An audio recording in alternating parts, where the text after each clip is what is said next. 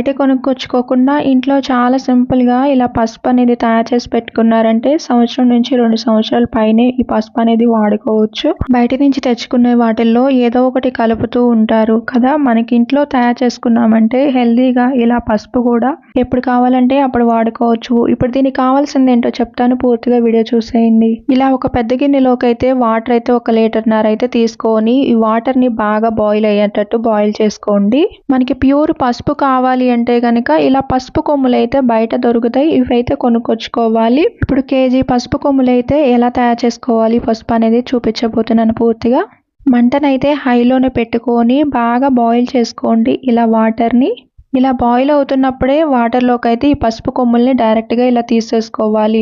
ఇలా తీసుకున్న తర్వాత ఒకసారి గెంటతో పైనుంచి కింద వరకు కూడా కలిసేటట్టు మొత్తాన్ని కూడా అలా కలుపుకోవాలి 1 నిమిషం పాటు. ఇలా వేడి నీళ్ళల్లో ఎందుకు పసుపు కొమ్ములు వేసుకోవాలంటే దాంట్లో మట్టి ఉంటుంది కదా, ఆ మట్టిలో నుంచే కదా కొమ్ములు వచ్చేది. అందుకనే ఈ పసుపు కొమ్ములు ఇలా వేడి నీళ్ళలో వేస్తే మొత్తం కూడా క్లీన్ అయిపోతుంది మట్టి అంతా.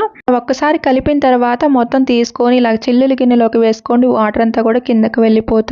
ఇప్పుడు వీటిని అయితే ఆరబెట్టుకోవాలి. మీకు దగ్గర ఎండ లేకపోతే ఫ్యాన్ కిందే ఆరబెట్టుకోండి. 1 నుంచి 2 రోజులు 3 రోజులు అలాగా. ఈ పసుపు కొమ్ములు మిల్లి దగ్గరికి తీసుకెళ్లేటప్పుడు మాత్రం మళ్ళీ ఒక్కసారి లైట్ గా ఎండ వస్తున్నా సరే ఎండలో ఎండబెట్టుకోండి, బాగా డ్రై అయిపోయేంత వరకు. ఇంకా అప్పుడు మిల్లి దగ్గరికి తీసుకెళ్లారంటే ఇలా ప్యూర్ గా పసుపు అనేది పట్టించిస్తారనమాట. చూసారు కదా, చాలా సింపుల్ గా ఇంట్లోనే పసుపు ఇలా తయారు చేసి పెట్టుకున్నారంటే సంవత్సరం నుంచి 2 సంవత్సరాలు లేదా 3 సంవత్సరాల వరకు ఎలాగైనా ఈ పసుపు అనేది వాడుకోవచ్చు. అది కూడా మనం ఇంట్లో తయారు చేసుకుంటే ఇంకా హెల్దీయే కదా. అది కూడా బయట ఏం చేస్తారో తెలియదు. అది కూడా మనకి ఇలా తయారైపోయాక గాసీసాలో కానీ ఇలా గాజ్ బౌల్లో కానీ ఇలా తీసుకోండి, లేదా జిప్ లాక్ కవర్లోకైనా సరే తీసుకొని స్టోర్ చేసుకోండి.